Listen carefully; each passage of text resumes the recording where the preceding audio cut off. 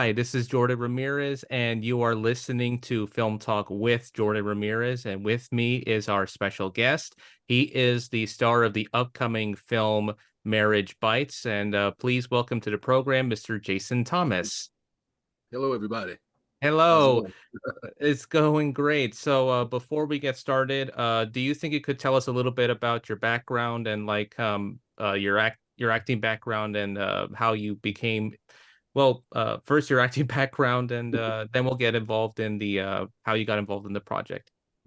Well, my acting background started actually in theater.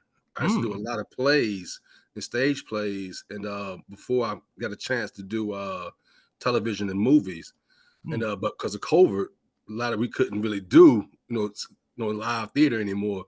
mm, So I started doing a lot of background for like Tyler Perry and some other shows like mm, that, and just to keep busy, and also as an actor, stay sharp. And mhm. then yeah, so that's how that came about. And then I started doing smaller projects, just building up films and from TV shows to movies. That's good.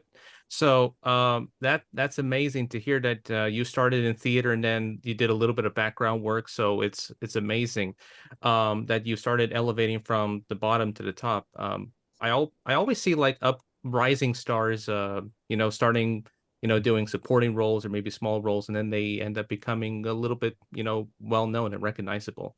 Yes, sir. Yes, sir. Yes. Yes. Thank you.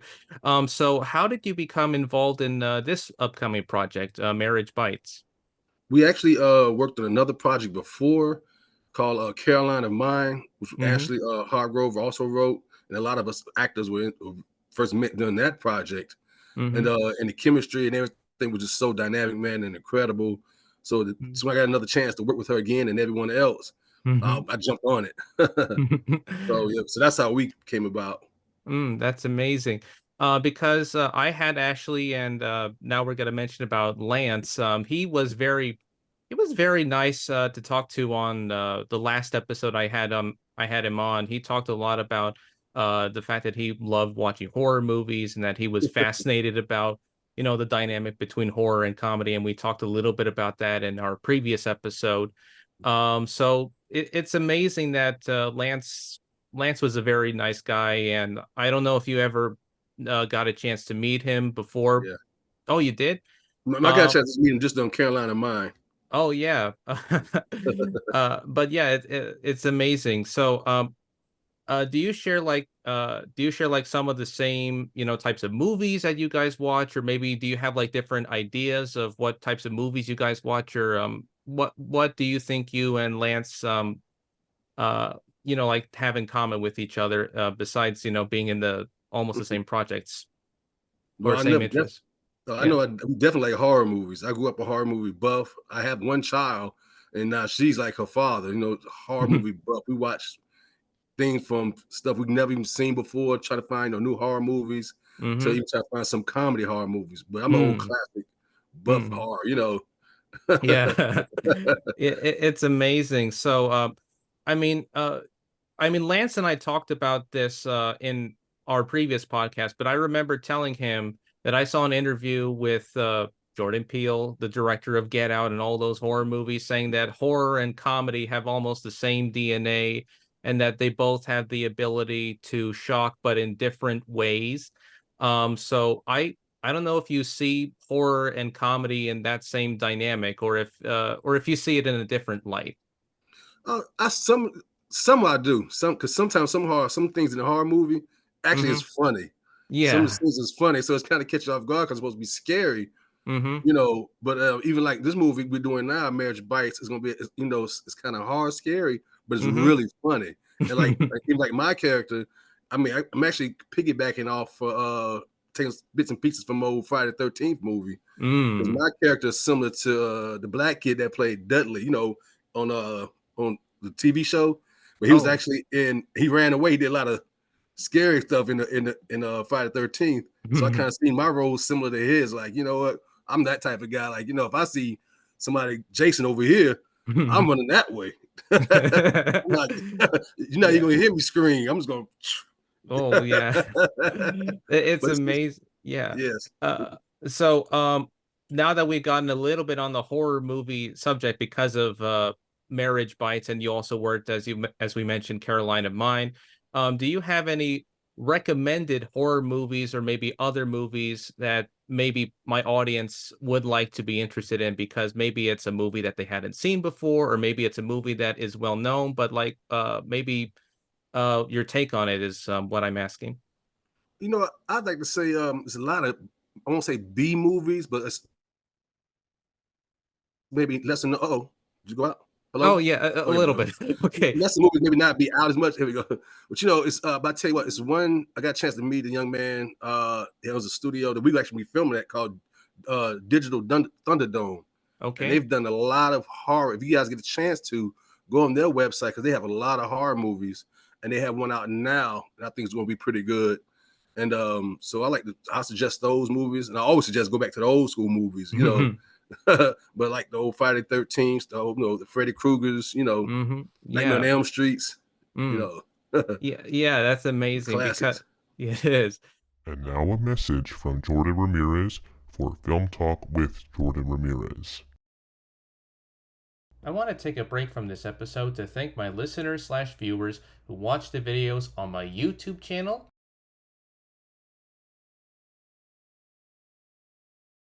and listen to each new episode on Spotify.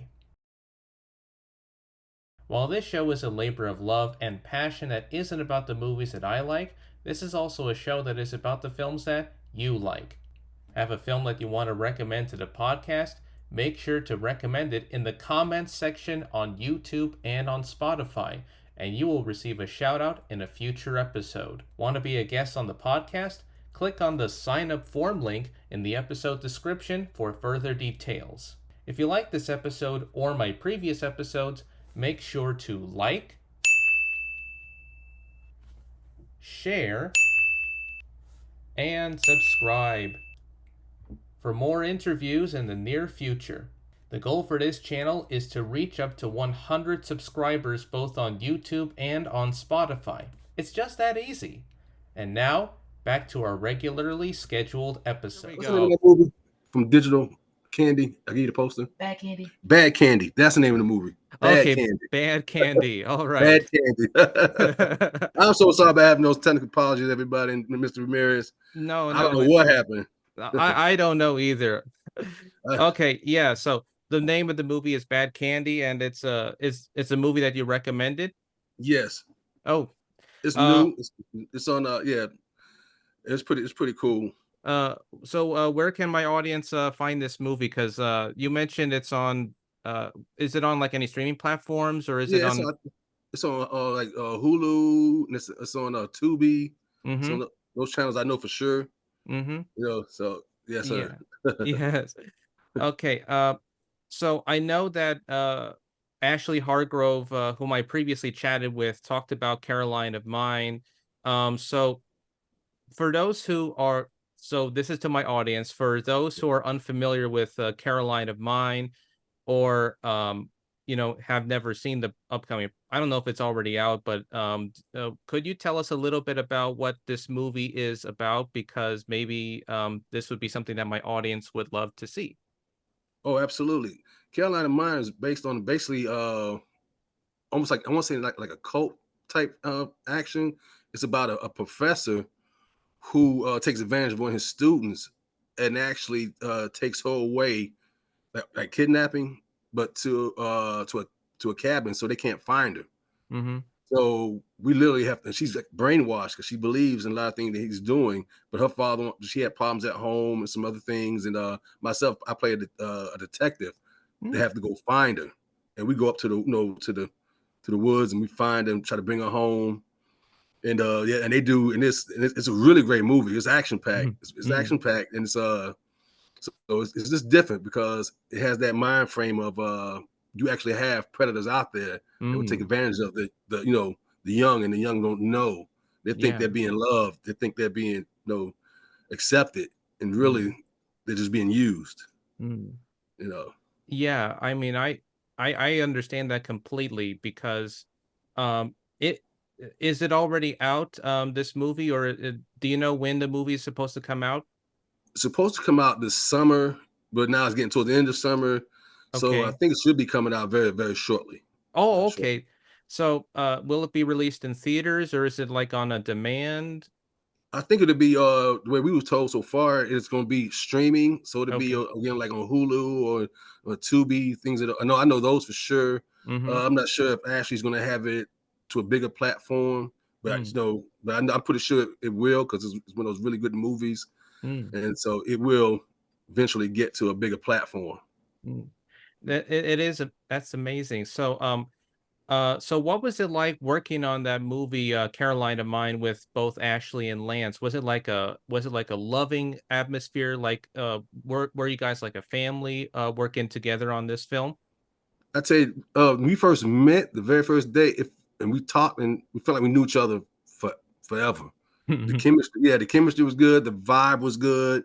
So I mean, from the crew to Lena, who let us use the house we filmed at and did some backyard work in, like the Hmm. camp scenes, was amazing. She's very hospitable. I mean, it was awesome. It was so awesome Mm, that it was, I won't say easy, but it was made a lot easier as an actor to have hmm. people especially just met to be so very loving, very kind, very accepting, and professional. Yes.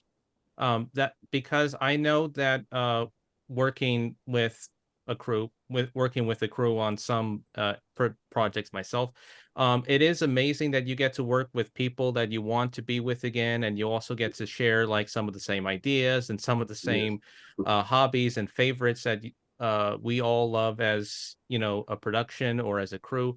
But yeah, it's amazing that you got to do that. So you mentioned earlier that you had done theater and you had done film and TV. Like, could you give us a few examples of some of your film and TV credits? I know you mentioned like one of the Tyler Perry films. Maybe like some others that maybe people would get to know you if they saw you. I did one movie. I did a couple TV shows with for Amazon Prime. One's called Shayla's Catch, and Okay. the other one is called Fiery Charm, and those are Hmm. on Amazon Prime. And Okay.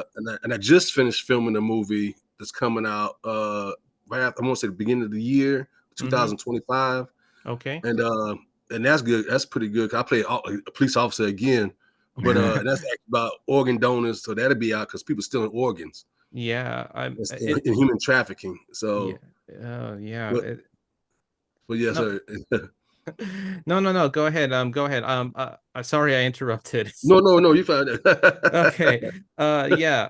But yeah, it's amazing because yeah, I'm always fascinated by like, besides your work of what you do as an actor on the stage and on the screen, I'm always fascinated by, what other actors are are known for doing versus like the actors that maybe everybody else knows because they're always shown on TV. They're doing like interviews or Yes, they're doing like all these works. But I always have a respect now than maybe back then for like small actors who do like independent projects because I always think of them as more interesting than I I hate to bring out like some shade like big names or big celebrities because I like big stars too, like big name stars, but also at the same time I always feel like it's the lesser known actors, it's the character actors, it's the stage actors that I think get all the credit for what they do in their work because they act in these movies and they're working too. So I appreciate what you do in your work. And thank you. I think that you're welcome. And I think that what I love about this conversation is that when I spoke with Lance, we always I was talking to him saying that I think character actors to me, as well as actors uh, who may be known for one role or maybe a continuous amount of roles, are much more interesting because of how much complexity and how much depth they can bring into their work.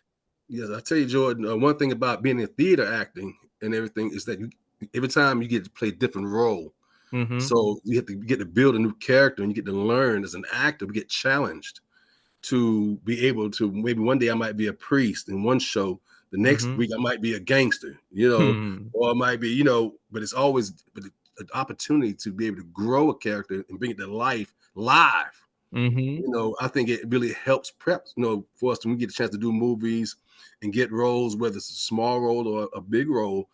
All of them still, to me, big. Yes. It's what we make as actors and what we give to the audience and entertain. And Mm-hmm. so we might have one line, but that one line could be to somebody a lot. Like, I Yeah. remember that one line you said. But in Mm-hmm. that character you played, because we get a chance as actors to build Mm-hmm. and build those characters. So that's me personally. I love to get scripts early so I Mm-hmm. can start doing the background and and building up that character. So by the time we even get on set, I like to be in basically full mode. Yeah, I'm not full Jason. yeah. Like full method actor mode, Yeah. full Yes. method. Because I mean, when you described it very much, it reminds me so much of method acting, like how actors can be very prepared and how they can mentally try. I mean, I don't know if I could name like a contemporary method actor that would blend into a character that doesn't feel like it's that actor, but he or she could feel like a completely different person when you watch them on the screen, whether it's TV or movies. Yes. One of my favorite is Heath Ledger. When Yes. he did the Joker. Mhm. Oh, that was totally different than Yeah. than the other. And it was like, but he made that like to me, that's like the gold standard, because Yes. he that was a trip because he was scary, Mhm. crazy, but also Yes. funny. Yes, he was. Yeah, Heath Ledger uh and speaking of Batman, Christian Bale, I always thought Yes. he's another example of a method Mhm. actor because he can go all the way. Like Yes. he could change his mass. Like he could be Mhm. one movie he's very skinny, the next minute he's like all buff, Yes. and the next movie he could be a little bit overweight. Uh, I Mhm. yeah, but yeah, those are the types of roles that I always think of in method actors. Not only can they change their physical appearance, but Mhm. they could also change the way they speak, like an accent or Yes. the way they talk on the screen. Yes. Like Urbis Elba, he does it when he did The Wire. Nobody Yeah. knew he was from England. We thought he was really from Baltimore. Yes. you know, but Yeah. it was like, wait a minute, he's from England. It's like, Yeah. oh yeah. Yeah, I always get I always fall for, English or Australian actors playing Americans because they always sound so convincing. Yes. They sound so convincing, like, when you see them in the movie, you don't notice that they're from another country, but when you see them doing interviews or when they're out of character, it's like, "Where did that person come from? I don't know where he came from or where Y- she came from." yes. You ever watch the TV show Snowfall? It's come on I FX. No, I'm sorry that I hate to no, I That's okay. didn't. But it's I forgot the young man's name who plays the main actor, Okay. and he talks like he's from California. I Yeah. mean, strictly sounds like. And also when the TV show started to end, he did an interview, and he's Hmm. British. Oh, wow. Also, like I thought he was playing a British person. They Hmm. said, "Oh no, he's actually British." I said, "Oh man, another one got me." Yeah, I because I always remembered because whenever I don't know if it's like something from like I don't know, watching American actors try to play, Europeans or try to do European accents. And then when you got like actors from like overseas and they're doing like an American accent, I'm like, "Oh my God, I can't believe they do it so well." Because I always have, you know, because before I had that mentality of just like, every actor sounds completely different or sounds completely the same when you watch a movie or a TV show. But then when you see them do interviews, like we discussed before, it's like they're a completely different person to Yes, watch. But yeah, I do love that very much so. yes, sir. I tell you, I did one play, which the Mm-hmm. hardest play I've had to do was called "Tambourines to Glory" by Mm, Langston Hughes, and I was the lead actor as Big Eye Buddy Lomax. And mm, in the very first beginning is a prologue, and I have to speak in almost every language in the world. mm. Even languages Wow. don't even exist anymore, but it's all in because I'm the devil. I know everything. Wow. And That's that was tough. But it was a blessing. It was a blessing though. It was a blessing.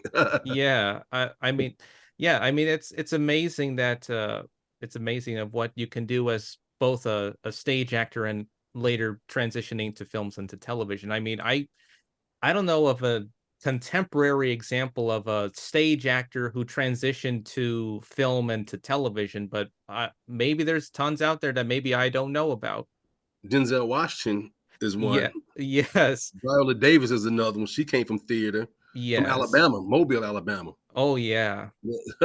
I mean, I now that you mentioned it, I did remember seeing him and Viola Davis, or maybe it was another actor in Fences. Yes, The yes, that was yeah, her. the yeah, the August Wilson movie. I Yes, remembered I read it when I was in college, and then when he did the movie, I saw the movie, and he was phenomenal in that yes, performance. Like he was in that role. yes. They did that play for I want to say almost 3 months Mm, on Broadway before yeah, it became uh the movie. yeah, And that was amazing. it That was is. Yeah. that was good.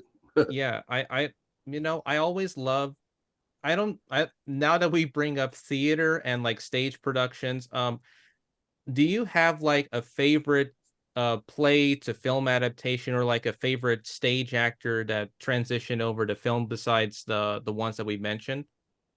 No. No. No, no. Okay. No, no. I mean, actually, to me, it's hard. Mm-hmm. I find it kind of hard because the dynamics are a little bit different when you're live to Yeah. when even like I seen like even when we take Fences. Fences live was a little bit different than Fences on the movie. Mm-hmm. It's a little bit more energy, a little bit more difference in the way the things are, Yeah. dynamics. But I'm not saying it can't be done. It has No. been done. And I Yeah. just think I think movies and like short films Yeah. are incredible, Mm-hmm. and they almost their own entity. And you can adapt. I think you can adapt from a play, but Uh-huh. I think you have to change it to make it more come across more I won't say believable, but more exciting on camera. Yeah. Yourself, Yeah. knowing the industry, so if you see a play live, it's going to look a bit different than if Yeah. you see when you watch a TV show or a movie. Mm-hmm. Yeah, I mean, it's amazing to watch like theater and then, as you mentioned, like short films and movies. I mean, they're different mediums, yes. Yes, Because when you adapt a play, as you say, you have to change the dynamics of how you can make it more believable. Because when you try to adapt something that's written for the stage and then you turn it into a movie, I mean, I could try to name like movie musicals yes, that were adapted from the stage to the screen, and hmm then I could start to say like maybe there's some things I liked about it, and then there's some things that I didn't think was great on film, but it worked better on the stage. So yeah, I mean, I understand that adapting from the stage to the screen, it could be a challenge, but also you could try to challenge those dynamics, of course. absolutely. Oh, Yeah, absolutely, yeah, absolutely. yeah. I I I don't know of any. Well, the one film adaptation from either a play or a musical that I remembered watching, I think this was like maybe a few years ago or maybe oh my goodness. I think the first movie that I watched that was adapted from a play, I think was either A Raisin in the Sun by yeah, I by Lorraine Yes, Hansberry. I watched the film and then I saw like part of the state well, like the revival stage performance, also yeah. with Denzel as the Sidney Poitier character in that movie in the stage. And then I think there was another one. Oh, The Odd Couple with like from the Classic. 60s with Walter Matthau and Yep. Jack Lemmon, the original. Yes. Yeah. I mean, that one I think was believable because you do believe you're in New York City. You do believe you Yeah. are witnessing two characters who are both divorcees and having to live with each other in the same apartment. But that's what I like about the theater because it doesn't just have to be drama, it could also be comedy.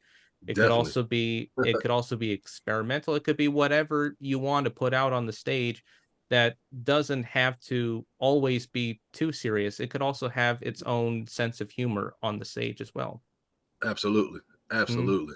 yeah. Definitely. Yeah. Yes. I because uh I remembered like during the, well, I don't know if the streaming wars are still continuing, but it was Mhm. like during the age of high peak television. I always read that television was the new movies because the movies were acting more like I don't know, they were acting more like consumer than or entertainment than what TV was producing, because TV had a lot more to with character and with Mhm. story than what you could do in like a 2.5 hour movie, because you don't have enough time to put in a lot of developments or, twists and turns and things like that. Exactly. Yeah, I tell you, that's one thing I think was really good about when I got the script for Marriage Bites. It's Hmm. like that. It has a lot of characters in it. Everyone has a chance to do something different and bring you something unique to the table. So when the Hmm. audience sees it, they'll see a variety and different levels of characters and the Hmm. storylines, and everyone have like different storylines, but it all comes together to make sense. But it's very entertaining, and it's comical. It's Hmm. a horror comedy. So Yeah. we haven't had one of those in a good while, and so I think, man, actually, this is going to be dynamic. I think everybody's going to like this one. It might be Yeah. a cult classic, like like Spawn or something. Mm. Yeah, I'm hoping I'm hoping that it could go either way. Either it's a hit or it's a miss or whatever. I mean, it doesn't matter to me, if as long as it's entertaining, as long as people love it. Yes, That's what I enjoy. That's what I love about it. yes. So yeah. Speaking of time, so do you have any upcoming projects that you're working on, or any upcoming projects maybe like in a wait and see moment? All right, now I'm filming. I'm supposed to go film next Thursday. A vampire hunter. And I Okay. just got that role the other day. They asked me, did I want mind doing it? And I said, yeah. So, and that's for an upcoming TV show. But they told me I can't really speak about it as O- much, too much. But Okay. yeah, they got me on that one. But that's Oh, okay. That's a pretty decent one. That's on TV. okay. But I'll let you know for sure. No, no, it's I'll reach fine. out to you, let you know. But also, I just finished filming a movie called one movie called No Other Choice, Ooh, and that's a short film. But we're gonna let that one go by December to the okay. film festivals, to all the short film festivals uh all around, and that's good. I play a father in that one who has two daughters. One daughter actually was a drug dealer and trying Mm, to get her to go straight, and mm-hmm. that's a short film. That's called Another Choice. And then I just finished filming this past week. Was called Fading Truths, Mm, and that's going to be out on. I'm not sure. I want to say Netflix. I okay. want to say Netflix in one of the major networks, but I think they're trying to put that out, Mm, either BT Plus or Netflix for sure. mm. And that's about human trafficking Oh, and leading up to organ donors. wow. And I go and try to stop it. Mm. I'm the lead detective, police officer. Wow, it's amazing that you get to do. So those are the upcoming projects that you're working on, and I know that one you mentioned, that's a hush hush. Yeah, Yeah, it's all right with me. I'm I sorry won't. about that. No, no, no, it's fine. I could try to guess, but I'm for now I'm just gonna leave it open minded at the moment. Yeah, we'll leave it open minded at the moment. Okay, so so where can my audience find you, and where can and when can people know about like your upcoming projects and all that sort of stuff that we talked about? You can follow me on everyone can follow me easy on Instagram at Hmm. bolo underscore JT, on Facebook as Jason Thomas. All right. And I pretty much post everything there to let everyone know Hmm. ahead, because things like easy, everybody can remember those. Yeah. You know, I don't Hmm. yeah, so Yeah, I mean, yeah, it's they can amazing. follow me on the George Ramirez podcast. All Jordan right. Ramirez. Yeah, absolutely. And I'll make sure to And maybe after the show, I could make sure to follow you on your Instagram and your Facebook, and then maybe we can keep in touch with each other. Absolutely, absolutely. That sounds fantastic. Thank you so much. Thank you. And yeah, the upcoming movie is Marriage Bites, and your other upcoming projects, could you repeat them again? So, and Wonderful. except the Hush Hush one. No Other Choice and Fading Truths. Another Choice and Fading Truths will be Yeah, coming out very soon, and Marriage Bites as well. And Jason absolutely. Thomas, yeah, Jason Thomas, thank you so much for being on the show. And I'll let Thanks for Ashley having know. me. You're welcome. And I'll let Ashley know that you were very hospitable on the show, and I love what you were talking about and our conversation here on this show. Thank you so much for having us. You're welcome. And this has been Jordan Ramirez signing off. And until then, I'll see you at the movies. And Jason, I hope to see you then. Yes, sir. Talk to you shortly. Talk Have to you soon. Okay, a blessed bye. weekend. Bye bye. Bye.